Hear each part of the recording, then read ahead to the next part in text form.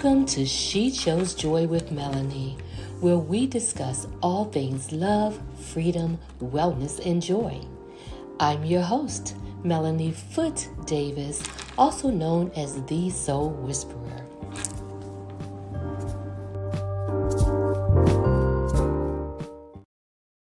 When the unspeakable happens that causes us grief, it may feel like our world will never be bright again.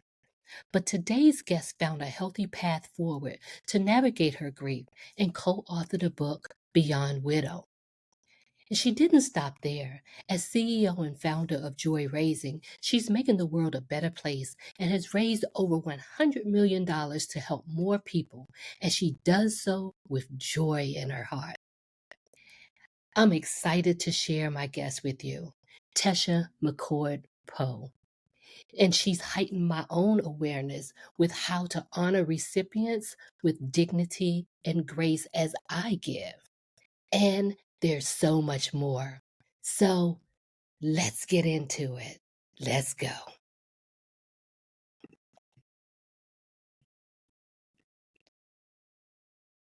Well, hello there, Tesha. Welcome to She Chose Joy. Thank you. I am so excited to be here. I am excited too. You have, like, from what I've learned about you, is just the work that you do is so fascinating. You and in our conversations that we had earlier, I can just feel um the heart that you have for and the passion for the work that you do, the people that it impact, and all of those things. So I'm really looking forward to hearing what you have to share today. Well, thank you. I appreciate that. I do what I love, and people say I just light up when I talk about it. And so that's affirming for me because when you get the chance to do what you love, people Hmm. respond to it. I don't know what could be better.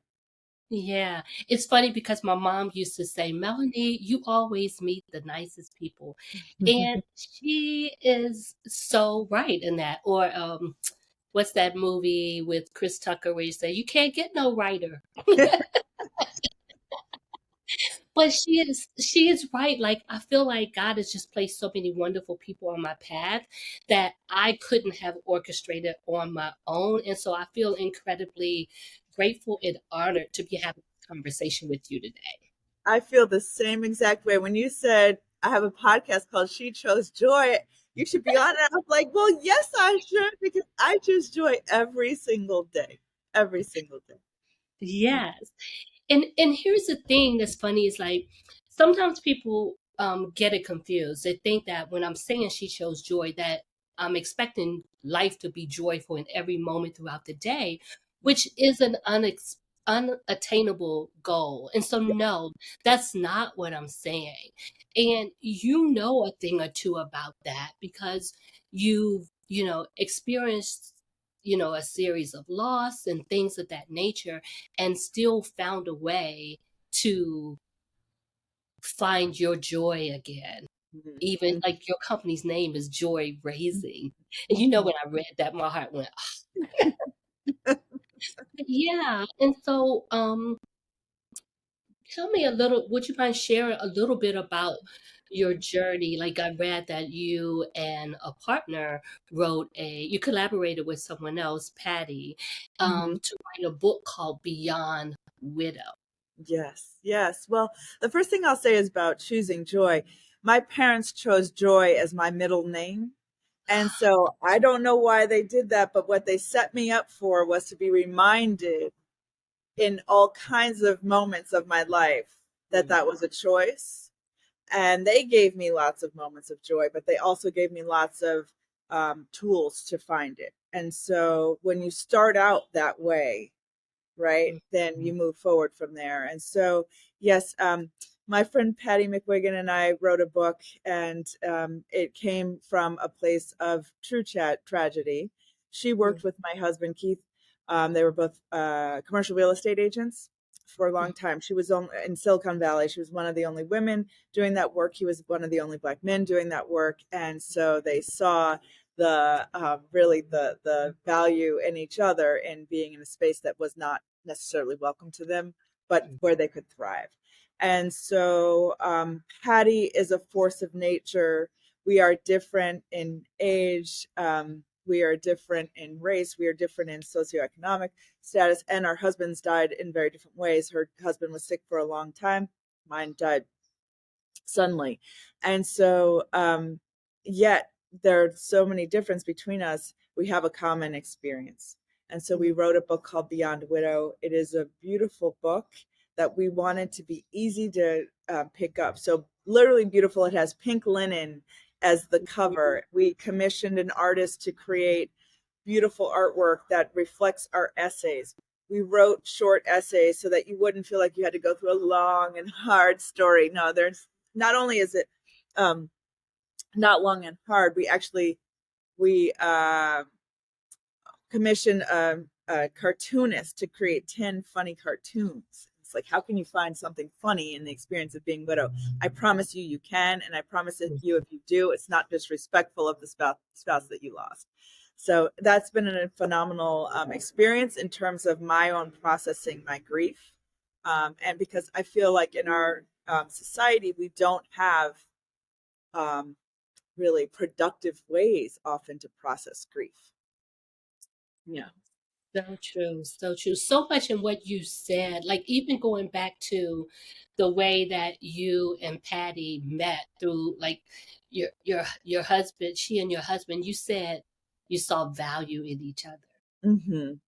Something about that really gave me tingles. Mm-hmm. Um, because like you said, they're very different and Mm-hmm. yet they found value in each other. They found that point of connection, and then that connection, deep, extended to you. Um, you and um,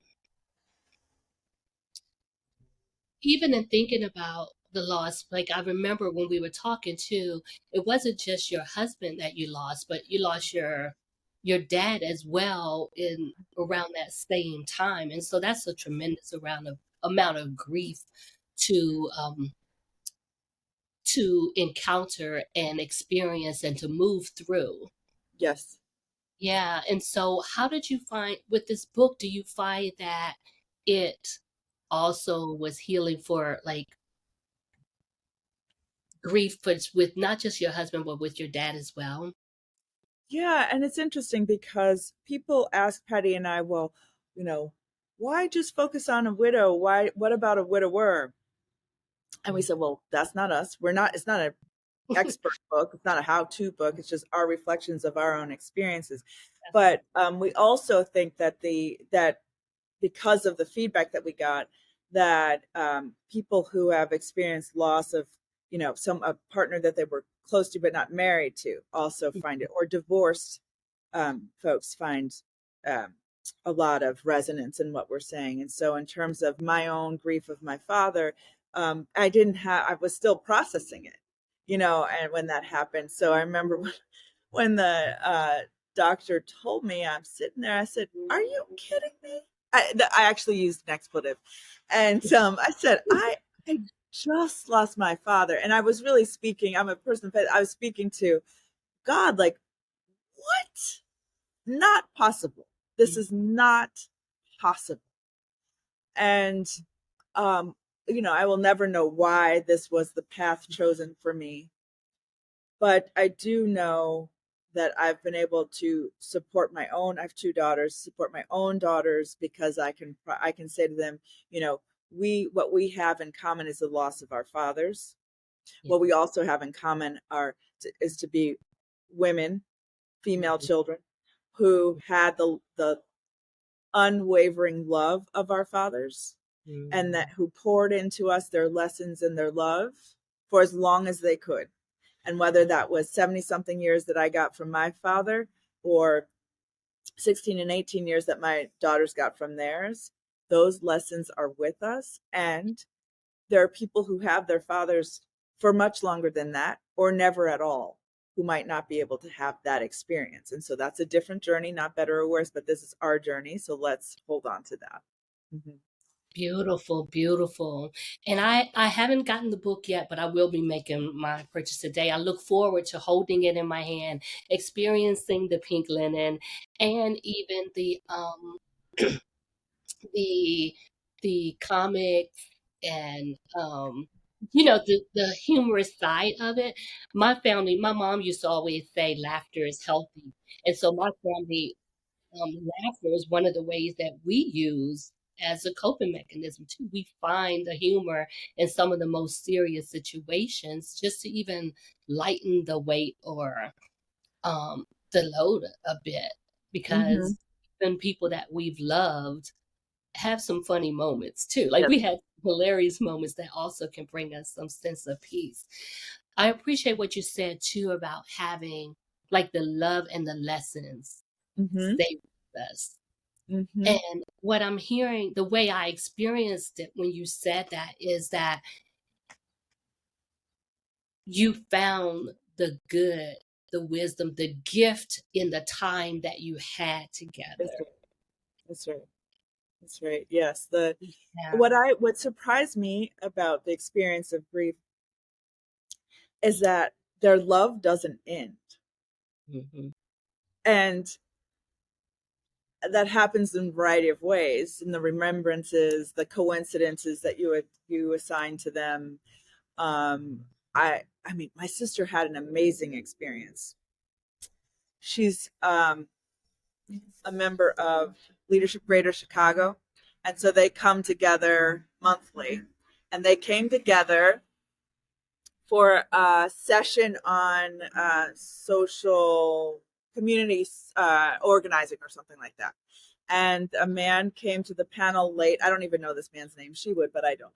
But he came to the panel late. But she said when he got there, he would speak, and his stories were captivating, and everybody was, just listening intently to everything he was saying. He was talking about all these things he had done in the city on behalf of the people of Chicago, informally mostly, and just showing up. And after going on and on about this, he said, "Yeah, room full of people. We don't know him as a family." He says, "Yeah, I used to do this work, and I had some of my best times with a man who is now an ancestor. That man is Joe McCord. That man is my father. Oh, wow. And my sister got the gift of hearing my father being celebrated without the man even knowing her or that she was in the audience." And I said, Tova, people will go to dinners and have awards and prizes and all kind of pomp and circumstance around, this kind of giving appreciation to people. But you received it in the most authentic way. That's such a gift. So when you think about what is it, and I won't go on, but I have other stories like that where they are still present with us in ways, and we are still theirs, because I carry both of their names now. I don't say one without the other. It's in part to remind me, because I consider myself a feminist, Hmm. but a feminist without the mother and I'm sorry, still have my mother, without the father and husband who you knew would die for you. To walk Hmm. the world without them anymore is scary. Okay. Yeah. And so I arm myself with their names every day, in part Mhm. to remind me of that love, but to also to armor me up in a little way. Yeah, Yeah. that's beautiful. And it's what's interesting about that is I think there's many different definitions or perspectives of being a feminist. Mhm. And so it doesn't mean that we don't get to love and be loved by men. That's right. It doesn't mean that we don't get to be cared for and experience the tenderness and the wisdom and experience the human connection with men as a feminist. It doesn't make us less That's woman or less of a feminist. So I'm really appreciating you right. sharing that. Mhm. If you, and I should have asked you this before, is there any excerpts from the book that you would like to share? You know what? I don't have it with me, but I'll tell you. I'll tell you a couple. I have this one that resonates with people. There are two that to think about. One is it's called "My First Responder Is Gone," and so it Mhm. talks about even when um, we were too mad to sleep in the same bed. I knew that if a bump went in the night, Keith would Mhm. be the one to get up and respond. And so now here I am in this house by myself. And if something goes amiss, it's me. And would you know, I have had every appliance break in the house. Oh, I've had my car stolen from my driveway while I slept. I've had all kinds of things, and I have survived that. And so there's I feel a strength that I don't know if I had it before or if I'm developing now because I have to. I don't know the answer to that, but I know that it is available to me, and it is wondrous to me, right? yes. What I have endured and survived. Yeah. Well, you didn't ask my opinion, but I believe you had it, but you didn't need to access it at the time Hmm. before. You Hmm. know, it was there like almost like that break in case of emergency kind of Yeah. thing where it's there Yes. only if you need it, but you Yes. get to sit back and be cared for. But yeah, so you've survived a lot of things, and you're realizing you're really stepping more into your strength in ways that you hadn't envisioned before. Yes. Beautiful, beautiful. Well, I look forward to getting the book because one of the things I never know what type of gifts to give for grief and things like that. So I look forward to reading it because sometimes there are books that I share to those who are bereaving at different times. And so I have this funny feeling that Beyond Widow is going to be one of those gifts that I get to share Well, with I hope others. so, and I would be honored if you did. And I have to tell you, part of why I said yes to writing the book was Mm-hmm. because I was receiving books as gifts, and some of the titles were just scaring me. And I won't mention the title because Mm-hmm. it's a very popular book and I know it serves people, but Yeah. I said, I want to be able to trust where this author is going to bring me in grief because Yeah. I don't know if they're just going to open me up and leave me, you Yeah. know? And Yeah. so we wanted something where you could, with confidence, give it to someone. That's actually how we think of it as it was a gift from us to the world, but a gift from one person to another who's in grief. And people say, well, what's the right time to do it? We don't, there's no right time for any of this, but we know at any time someone might be open to it. We've had people who've read it in 45 minutes. They devoured it.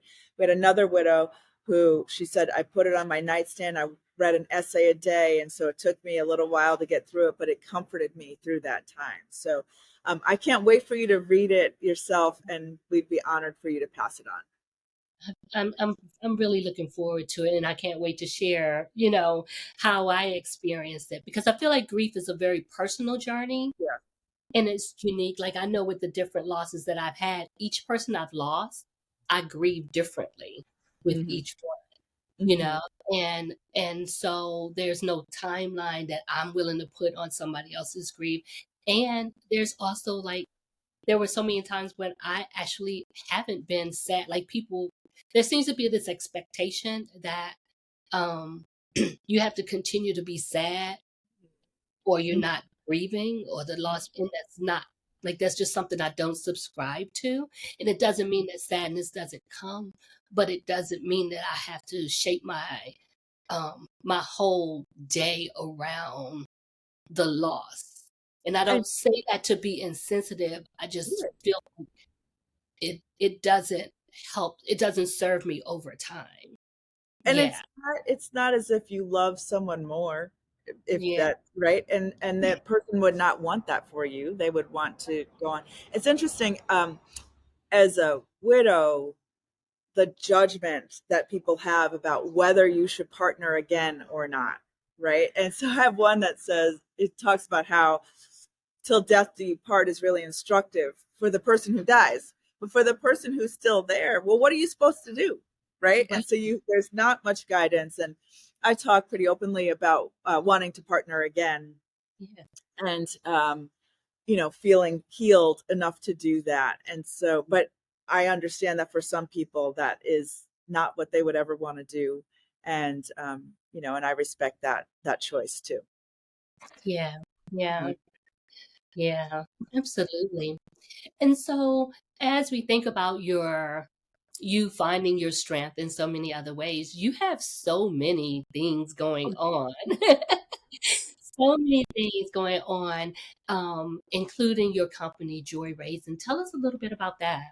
Yes. So um, I often describe it as a dream come true because I'd wanted to be an entrepreneur for a long time Mm. and I didn't know what I could bring to market. And so when I finally figured out uh, what I could bring to market, I started getting busy and excited about it. And so it was a part-time thing that I did, a side hustle, Fridays, nights, and weekends for a couple of years. And now for 3 years, I've been full-time with it. And what we do is we help organizations, nonprofits, raise more money from more people with more joy. And the more joy part of it is, I think, the distinguisher between what I do and a number of other, great firms that do this. Because I used to be terrified of asking people for money, terrified, like feel it in my stomach, headache, whispering the words. And I got over that. Clearly, I've gotten over that. But Right. now I not only love to do that, but I also love to bring other people along to get their excitement about it. Because what it is inviting people in to invest in a mission, a dream, some goals that you have that are for good, right? So to be someone who walks the world looking to collaborate with others who are doing things to leave it a little bit better than we find it, right? That is an amazing privilege, Hmm. not easy work. But I say all the time, I did not get the memo that said if something is hard, we don't do it. I got the memo that said don't go making things hard that shouldn't be hard. But if it's hard and it's worth it, let's go. Let's do it. Let's get it done because together we can get it done. So I do that in a variety of ways. One of my favorite ways is through a conference I have called the Summit, which I have in Chicago in June, end of June. It is my dream of creating the whole ecosystem of philanthropy with people of color. And so the place we have it is Gordon Parks Arts Hall. It's named for Gordon Parks, famous photographer and activist. It's the only building on the University of Chicago's campus that's named for someone of African ancestry. Wow, I didn't Even realize. though that, even though that university is surrounded traditionally, I grew up on that in that neighborhood on that campus, surrounded by Black communities, right? And so that's kind of what fueled the rest of the career that we're not even talking about that I've had. Really was curiosity about the income disparity between people. But the main funders or lead funders, notable funders for that building are Melody Hobson and John Rogers. So two people of color. So then all my speakers and all the attendees are people of color. And this is something that is, you know, rare. And it's really about leadership. We talk about fundraising, we talk about grant making, and we talk about all kinds of things like that, but really it's about leadership and people being able to see themselves as leaders in whatever work they're doing on behalf of others. Yeah. And leadership is not limited to titles either, right? Like No. if you lead it, it's so much to unpack with what you shared. Um, I never even I'm just thinking about the words you just pulled together, ecosystem of philanthropy, Yes. philanthropists for people of color. I don't think I put those words together in that way, but they are really like I feel them churning, like Yes. something is churning within me. Um, and thinking about even with you talking about finding the joy in the fundraising, because you're right, like I was just at a fundraiser this weekend and they brought in an auction certified auctioneer to do the Mhm. fundraising because she says, they're good at a lot of things, but they're not good at asking for money. But I'm comfortable asking for money, so I'm here to get your money. And you're so right. At the end of the day, it is to make things better. Like we are part of these organizations and the things that are given back to communities to help in so many different ways, and we're really passionate about it. Yet we tend to shy away from asking for the money to help to support it. Do Right. you, do you, this is probably unfair for me to ask this, but I'm just curious, do you think it's because we don't get something tangible in exchange for it that it feels hard for people to see what they're really investing in? Yes, because it's a really strange thing to do to ask somebody Yeah. to give you.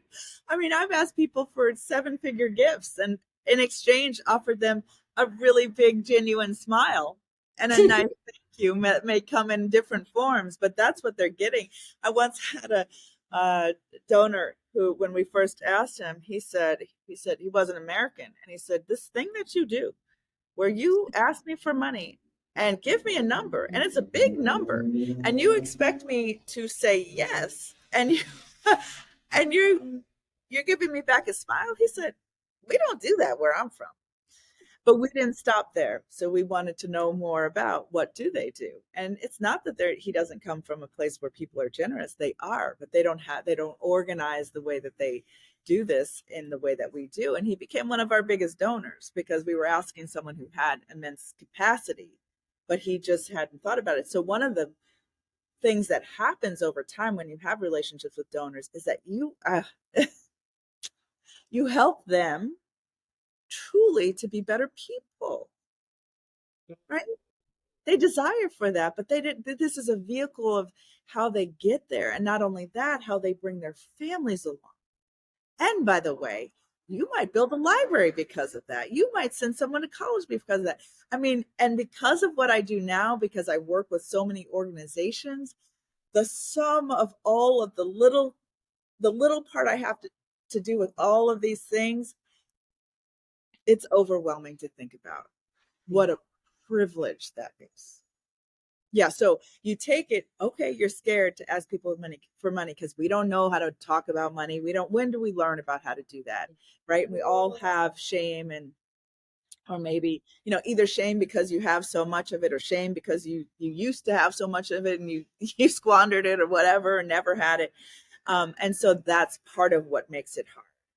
Right. So one of the things we're doing at the conference this year is talking about personal finances, because I say, like, if we are to have the dignity, humility, and confidence to ask for gifts that might be 3, 4 times our salary, we need to be comfortable with that.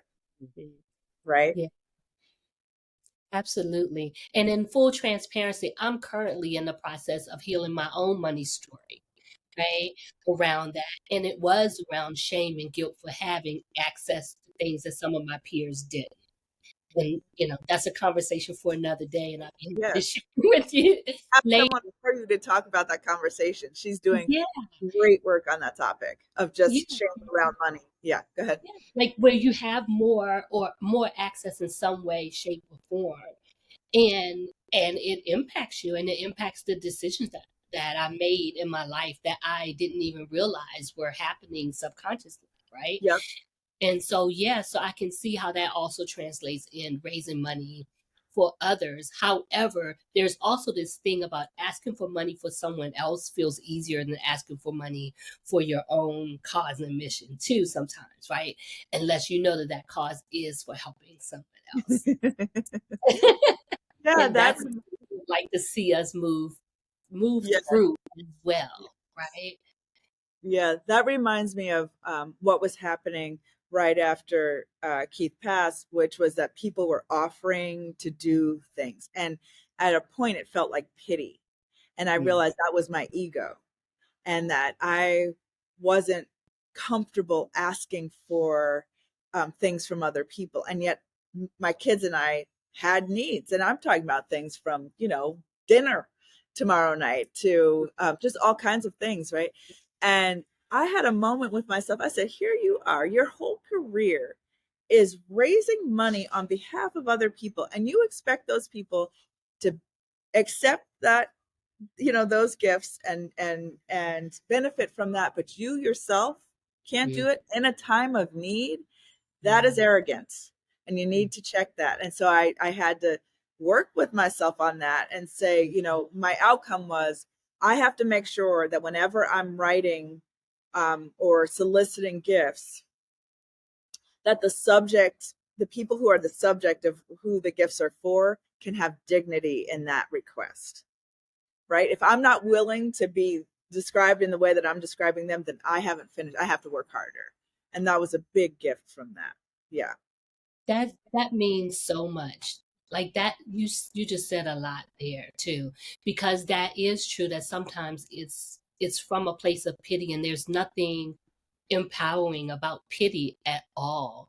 And so seeing, because it's another way of seeing people as less than, Yeah. without even, you may not be conscious of it, but that's what it is. Like, I have more, therefore I am more than Yeah. you, which Yeah. can That's feel, it. and I don't believe that's the intention. No, no. Like Yeah, when people say, I can't even imagine what you're going through. People say that yeah. to me all the time. Hmm. And that feels like pity, because what it says is, I can't imagine. I don't have to imagine. Right. Mm, So I am somehow different from you. I know that's not what they mean, but that is the way I have heard it time and mm, again. Because yeah, no, and what I say is, no, you don't have to imagine it, and just mm, leave it there.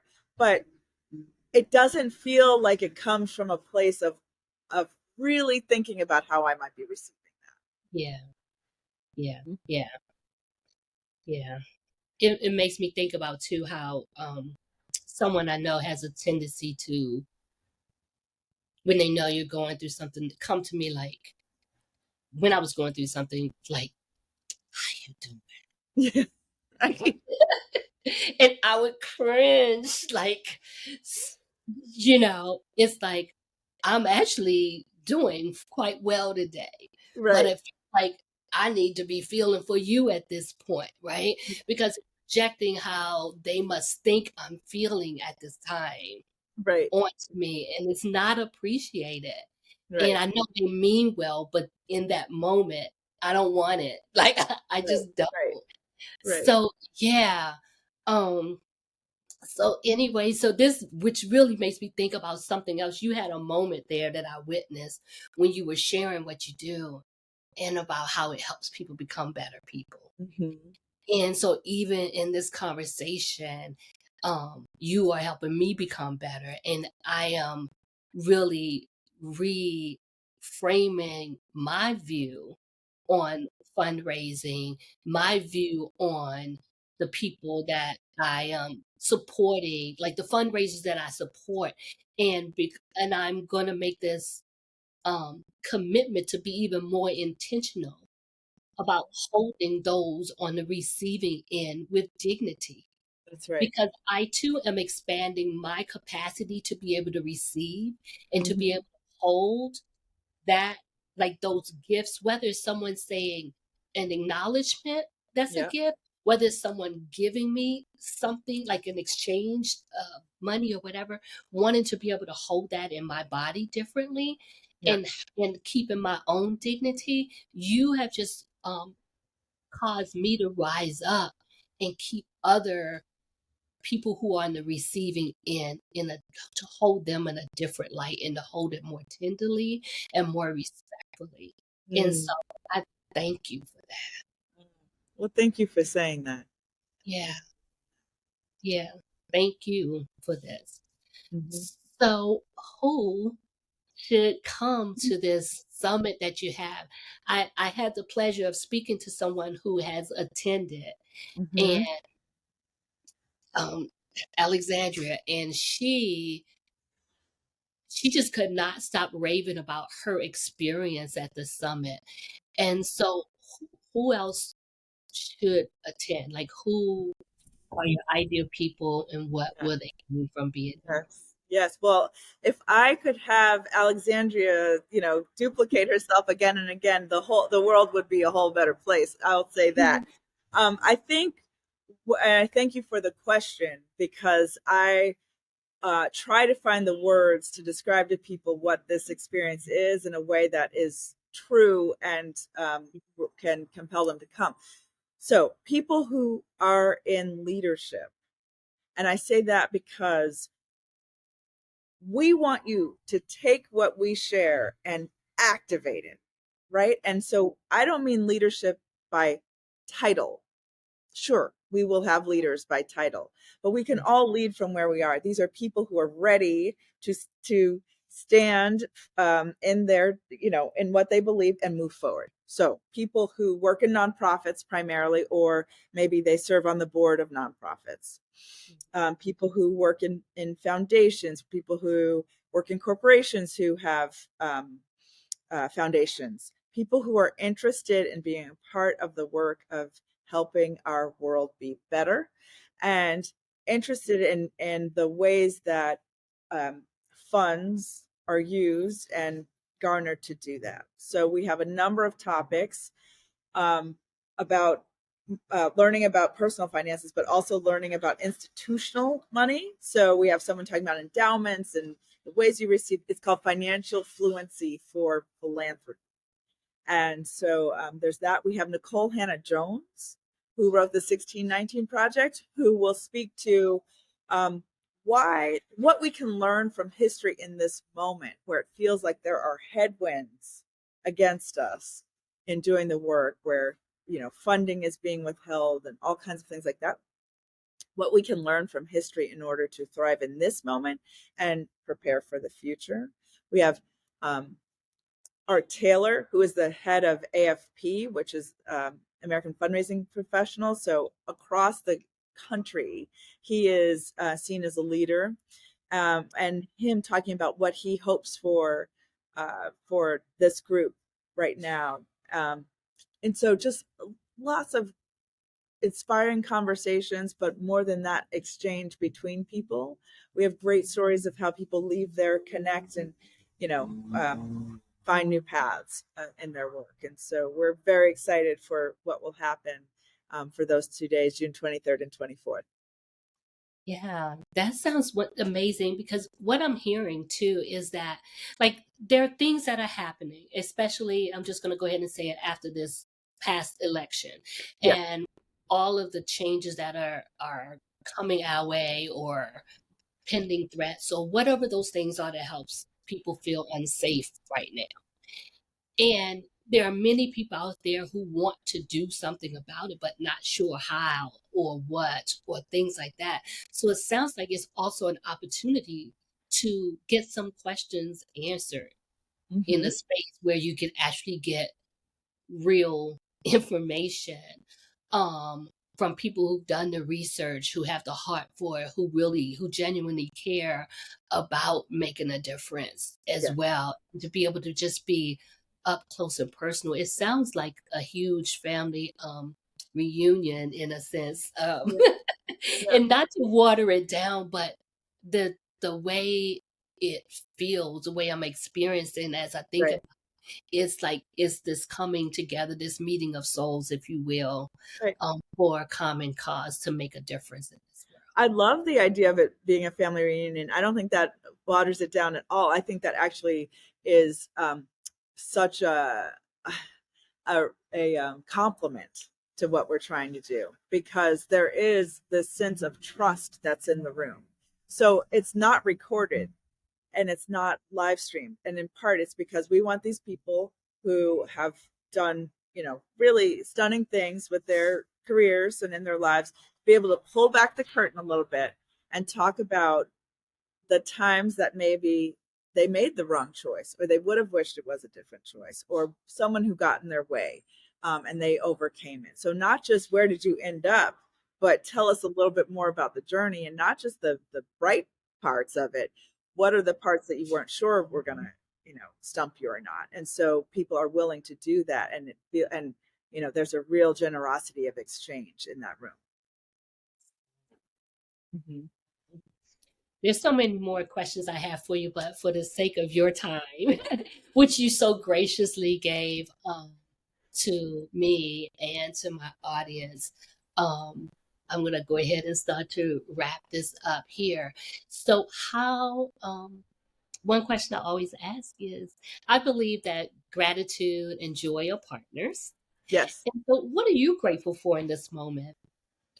Oh, so much. I'm grateful that a podcast called She Chose Joy exists because let me tell you, there's so many women in the world and through history where even though we give, if we choose to and are able to be mothers, we give our bodies to Mhm. people and are not expected to ask anything back from it. You think about, I'll go back to the experience of being a widow.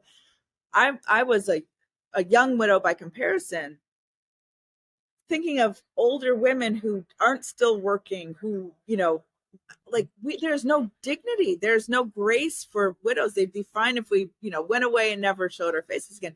The idea that we can choose joy, have the capacity to do it and the confidence to do it is really important. So I'm grateful to be um, to know that truth, and grateful to have this conversation with you. There's so much in my life to be grateful for, in each of our lives, right? And so, um, very specifically, I'm grateful to be sitting here in LA on the deck of my the apartment building of my daughter, who is becoming a young, independent professional and great woman who is becoming more and more my friend than my child. And so that journey to know that she's doing that, with the loss that she's had.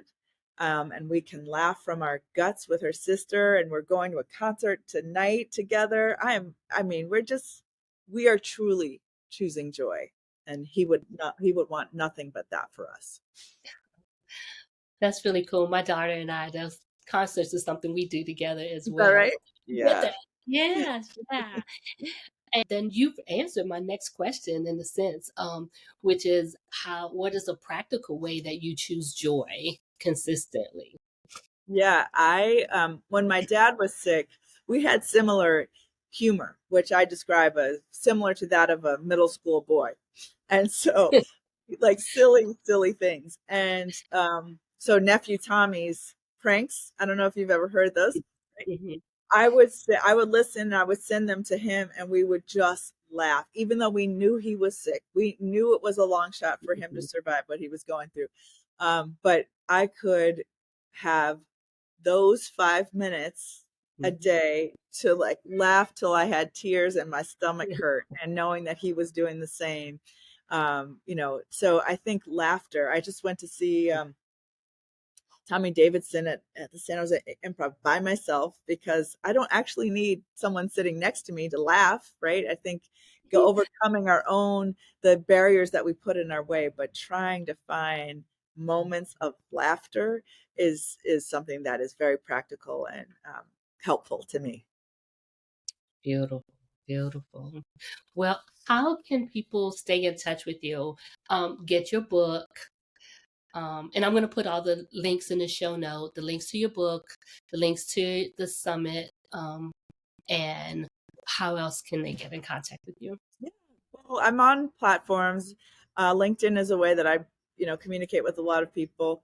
But my website is joy-raising, just the dash, Dash. .com.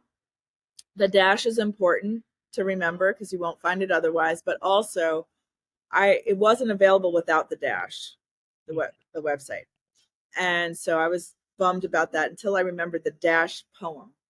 I don't know if you know the dash poem, but it talks about your when you die, on your gravestone they have the year you were born and the year you pass away, and we don't choose those dates, most of us, but the dash in the middle is what we choose every single day. And so the poem asks, how are you going to use your dash? And so it's a reminder to me that joy raising is my dash. I didn't want to forget the poem and have to wait till I heard it at a funeral, wait till another funeral to remember it. But every day, choose your dash. So joy-raising.com is where you can find all the stuff. That is a perfect place to end. So thank you. Thank you so Yes. much. Yeah. Thank you all for hanging out for another episode of She Chose Joy. And you know that your freedom lies in your decision to say yes to what you want, yes to who you are, and yes to what you stand for.